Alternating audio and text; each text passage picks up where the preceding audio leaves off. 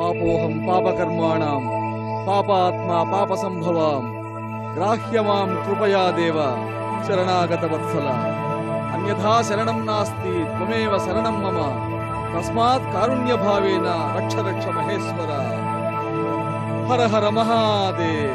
లోకంలో ఈ సంఘటన గూర్చి రకరకాలుగా జనం వ్యాఖ్యానిస్తారు. అలా ఈ పాపాన్ని పంచుకుంటారు.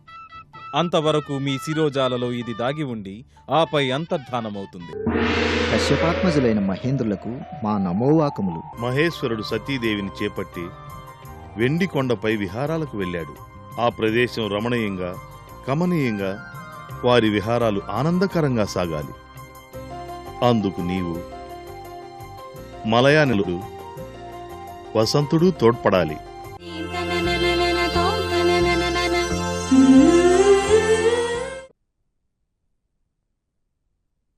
మనం భార్యాభర్తలం. ఒకరిని ఒకరు అలరించాలి, ఆనందించాలి. ఇది సేవ కాదు, ఆనందకేళి. స్వామివారు లోకాలకు అక్షరదాతలే అనుకున్నాను, కానీ నేడు మాటలమేటి అని కూడా తెలుసుకున్నాను. రసస్వరూపిణి ఎదురుగా ఉంటే మూగవాడు వాచాలుడవుతాడు, అల్పుడు కూడా రసకల్పన చేయగలడు, శబ్దజ్ఞానం లేనివాడు కూడా మహాకవి చమత్కారి కాగలడు. అంతా ఈ సతీదేవి సమక్ష ప్రభావం. లేదు ప్రభు, ఇది నా స్వామికి నాపై గల ప్రేమాతిశయాలకి నిదర్శనం. లేకున్నా అతి శీతల మలయ పవనాలను వీచే ఈ మంచుకొండలు చందన మలయమారుత సుమసుగంధాలను విరజిమ్మి నా ప్రణయ సామ్రాజ్యాన్ని పండించాయి. సుందర మందిరాల్లో కనరాని ప్రశాంతత తమ పరిష్వాంగంలో ఈ హిమశిఖరాల్లో నాకు లభించింది ప్రభు. ఇది తమ కటాక్షమే కాని అన్యం కాదు. ఇదంతా నీకోసం కల్పించింది దేవి. నీ ఆనందమే మా ఆనందం, నీ సంతోషమే మా సంతోషం.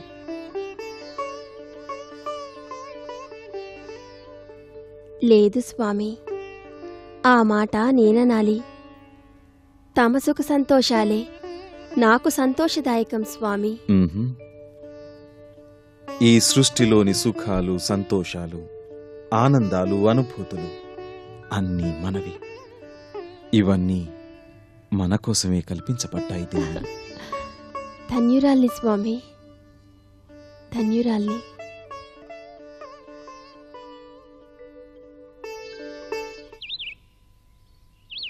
ప్రయాగ యాగ నిర్వహణకు బహుయోగ్యమైన భూమి. ఈ క్షేత్రం సకల దేవతా శుభాగమయోగ్యం. జగద్విఖ్యాతంగా మనం సంకల్పించిన యజ్ఞానికి ఇది దివ్యక్షేత్రం. మన మంత్రజల ప్రోక్షణతో ఈ భూభాగం శ్రేష్టతమైంది. ఇక్కడ యజ్ఞవాటిక నిర్మిద్దాం.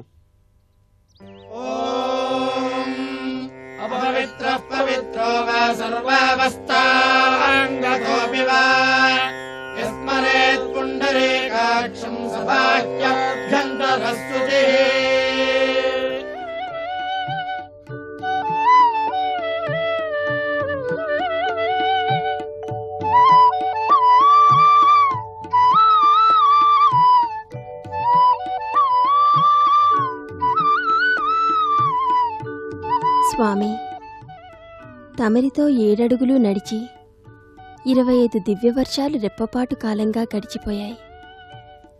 మహాకాల, తమ సన్నిధిలో కాలమే తెలియలేదు. దివ్య దాంపత్య సుఖాల్లో ఓలలాడాము, తనివి చెందాము. సతీ, విరాగిని వీతరాగిని అయిన నన్ను నీ అందచందాలతో, హావభావాలతో ఆకర్షించి అలరించి ఆనందసాగరంలో ముంచెత్తావు. స్వామి, ఇన్నేళ్ళు తమ సన్నిధిలో సుఖజీవనంతో గడిచిపోయాయి. ఇక సుఖభోగాలపై విరక్త, వైముఖ్యమా? చెప్పుదేవి. అవేవీ కాదు స్వామి. పరమేశ్వరులైన తమతో దాంపత్యం నవనవోన్మేషం క్షణక్షణ సుఖానందకరం అయినా మహాదేవుల శ్రీచరణాలాశ్రయించిన నాకు పరతత్వం తెలుసుకోవాలని ఉంది. పరతత్వమా? అవును, పరతత్వమే పరమేశ్వర తత్వము కదా. ఆ తత్వం తెలుసుకోవాలి స్వామి. జగదీశ్వరి, నీ సంకల్పంలోని పరమార్థం తెలిసింది. ఆ తత్వచింతన సకల లోకవాసులను తరింపజేస్తుంది. సతీదేవి, భక్తి జ్ఞానం రెండు పరమార్థన చింతనకు మూలమే. జ్ఞానికి ఇహపర సుఖ వాంఛ ప్రాప్తి కొంచెమే. భక్తితో పరమేశ్వరుడినైన నన్ను కొలిచేవారికి ఐహిక భోగాలతో పాటు పరమపురుషార్థమూ లభిస్తుంది. ధర్మార్థ కామ మోక్షాలలో చతుర్థ పురుషార్థం నా భక్తులకు కరతలామలకం. నేను భక్తవశంకరుడిని. భక్తులు కోరినవన్నీ ప్రసాదిస్తాను. భక్తి నవవిధాలు దేవి. ఏ రీతిగా పూజించినా ఈ శంకరుడు భక్తవశంకరుడు, భక్త కింకరుడు. దేవి, ఇక భక్త శ్రేష్ఠుడు నందీశ్వరుడికి దర్శనం ప్రసాదిద్దాం. నంది, నంది.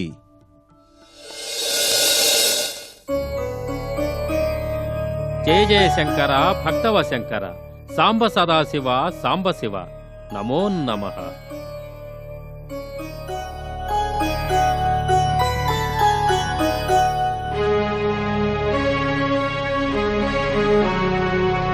సతీ సమేత పశుపతి, నమో నమః. లోక సమాచారమేమి భక్తాగ్రణి? అవధారుదేవ, చతుర్దశ భువన జన క్షేమంకరంగా, సుఖంకరంగా, శాంతికరంగా ప్రయాగ క్షేత్రంలో మునిశ్రేష్ఠులందరూ ఒక మహాయజ్ఞాన్ని సంకల్పించారు. మహేశ్వర, ఆ మహాయజ్ఞానికి ప్రజాపతులు, మునితల్లజులు, సకల దేవతలు, బ్రహ్మ ఆహ్వానింపబడ్డారు. ప్రప్రథమ పూజార్థం ప్రమదగణనాథులైన మిమ్ము ప్రార్థించి ఆహ్వానించారు. దేవదేవులైన తమ కటాక్షం అర్థిస్తున్నారు. పరమ సంతోషకరం. మేం విచ్చేస్తున్నాం. నీవు మా పరివార పరివేష్టితుడవై మమ్మనుసరించు. శివాజ్ఞ. జయ జయ శంకర శత్రు భయంకర, సాంబ దిగంబర సదాశివ, నమో నమః, నమో నమః.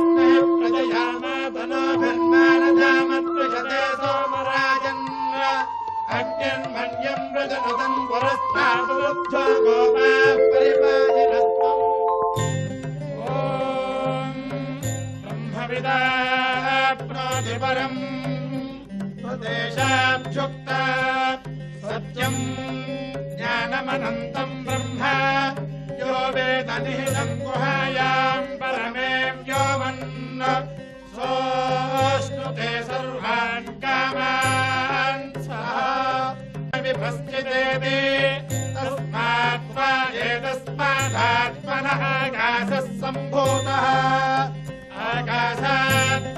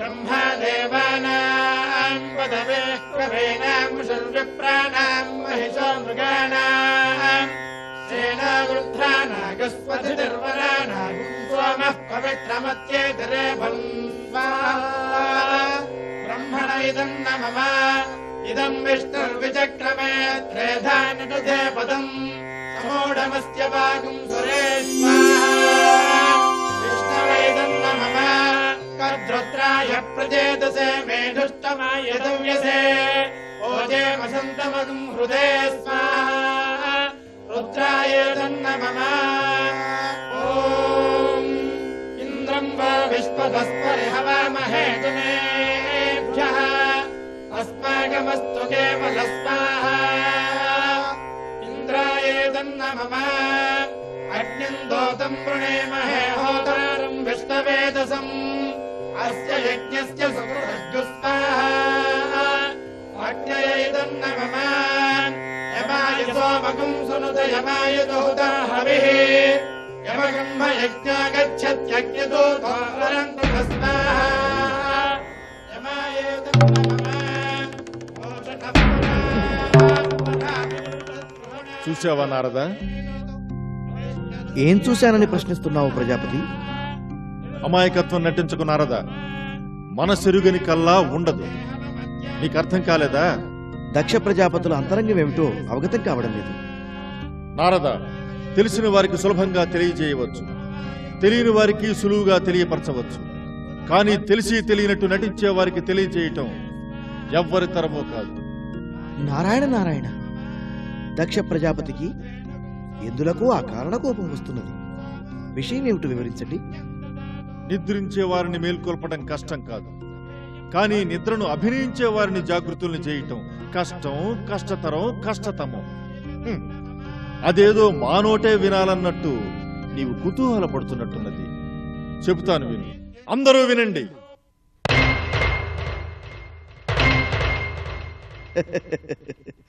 ఎవరేమి భావించినా నా మార్గం నాది. కానివ్వండి, అవతరిస్తాను. సెలవిస్తే వింటాను. సృష్టికర్త పరమేష్ఠి తమని సనక సనందునాథులను అత్రి మొదలుగా గల మహర్షులను సృష్టించిన ఈ సృష్టి పెంపొందలేదని కదా మాపై భారం వేసి మమ్మ అవతరింపజేశారు. ప్రప్రథమ ప్రజాపతిగా మన్నించారు. ఆహా, అందుకు సందేహమా మహానుభావ? తమరి వల్లే, తమ సత్సంతానం వల్లే ఈ సృష్టి ఇంతకు పెరిగింది. అది నిజం. అలా సృష్టికర్త మన్ననలు పొందిన మమ్మల్ని అఖిల లోకాలు గౌరవిస్తూ ఆదరిస్తున్నవి కదా. ఆహా, అందులో వివాదమేమున్నది? అది సత్యమే. ఎక్కడికి వెళ్ళినా ప్రథమ తాంబూలం మాకే, ప్రప్రథమ గౌరవము మాకే కదా మహర్షి. అది ముమ్మాటికి నిజమే. సాక్షాత్తు సృష్టికర్త పరమేష్ఠి పురస్కారానికి పాత్రులం కదా మేము. అవును. మరి మేము ఈ యజ్ఞానికి విచ్చేస్తే పరమేష్ఠి నుంచి నీ వరకు మునిజనులందరూ, ఇంద్రాది దేవతలందరూ మమ్ము గౌరవించారు కదా. కానీ మేము ఏరి కోరి జపించి తప్పించి జామాతగా పొందిన మహేశ్వరుడి మన్ననకు మేము తగమా? పరమేశ్వరుడి గౌరవానికి అనర్హులమా? శంకరుడు మమ్ము మర్యాద చేయ తగదా? శివుడు మమ్మల్ని చిన్న చూపు చూడ తగునా?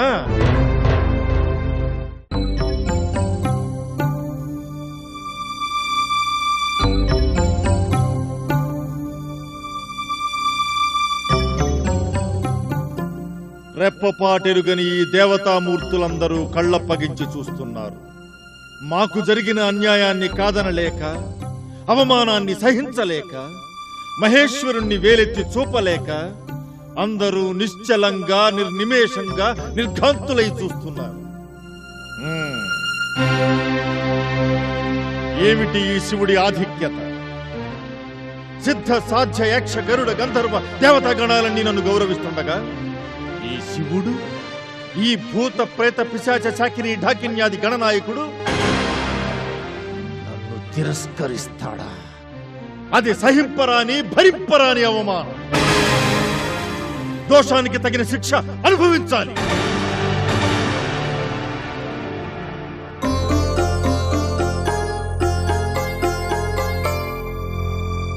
ఈ పశుప్రాయుడు నంది, ఇతని బంటు మూపును మోసే పశువు.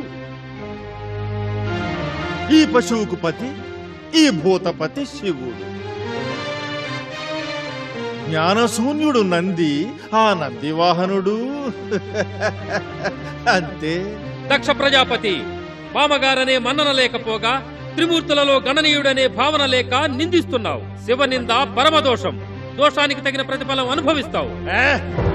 చాలు చాలు వాచాల. సభా మర్యాద ఎరుగవు నీవు. నీ పాలకుడు పాటించలేదు. నీ వానను హెచ్చరించేది వింటున్నావా నారదా? వీక్షిస్తున్నారా ఋత్వికులారా? మామననే మర్యాద పాటింపక, ప్రజాపతులనే పాటింపు లేకుండా సభా మర్యాదోల్లంఘన చేసిన నిన్ను శపిస్తున్నాను.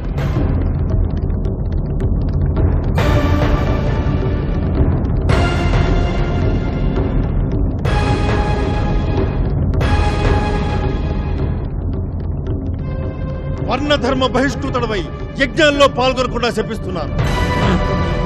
సకల దేవతలకు విధి విధానంగా యజ్ఞాల్లో లభించే హవిర్భాగాలు నీకు లభించకుండా శపిస్తున్నాను. దక్ష! నంది,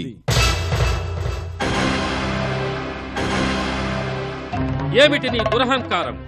ఏం చూసుకొని ఈ అకాండ తాండవం? ప్రజాపతివని గర్వమా? అది బ్రహ్మదత్తవరం. బ్రహ్మ, విష్ణు, శివుడు ముగ్గురు లోకపాలకులు, లోకకారకులు, లోకరక్షకులు.